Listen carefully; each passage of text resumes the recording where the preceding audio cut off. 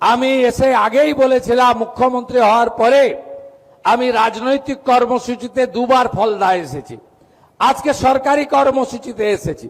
সেদিনে আমি বলে গেছিলাম ফলতা আদর্শ বিধানসভা হিসেবে, মডেল অ্যাসেম্বলি হিসেবে আমরা গড়ে তুলব।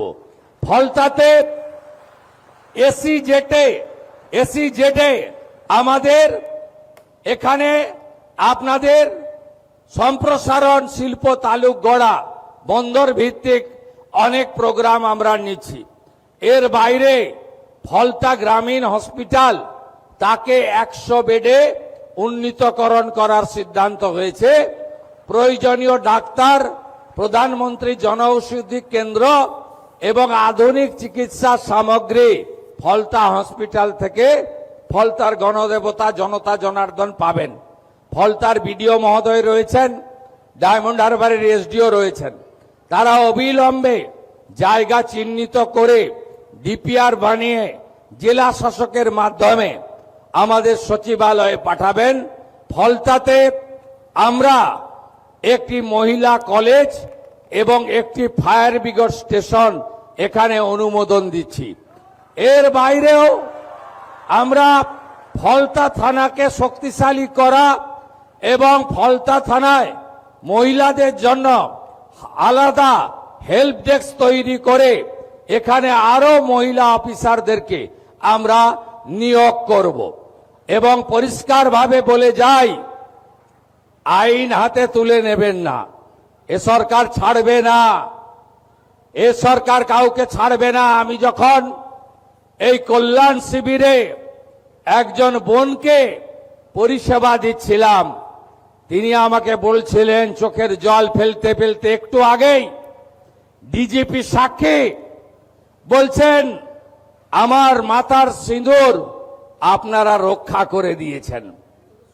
এই যে কথা স্বাধীন দেশে আমাদের শুনে কষ্ট হয়। আমি আপনাদের কথা দিয়ে গেলাম, ফলতায় আইনের শাসন প্রতিষ্ঠা হয়েছে। এখানে শাসকের আইন চলবে না। গুন্ডামি, জঙ্গিপনা, জমি লুট আমরা কোনোটাই ভবিষ্যতে করতে দেব না। ভোট লুট তো অতীত হয়ে গেছে।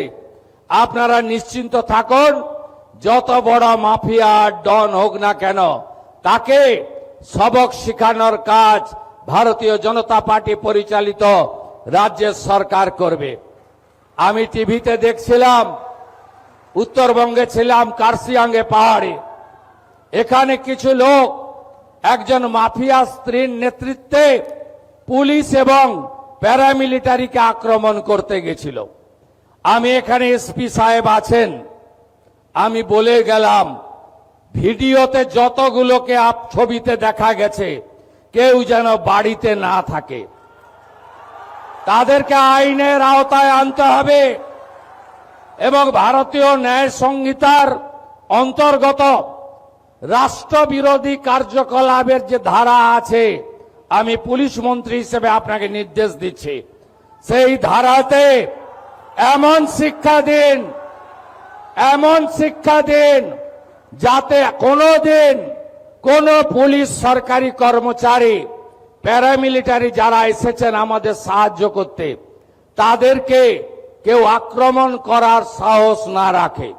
আপনারা শুনলে খুশি হবেন, শুধু জেলের ভাত খাওয়ানো নয়, যারা হামলা করেছে তাদের সম্পত্তি বাজেয়াপ্ত করে সেই সম্পত্তিকে নিলামে চড়ানোর কাজও আপনাদের ডবল ইঞ্জিন সরকার করবে।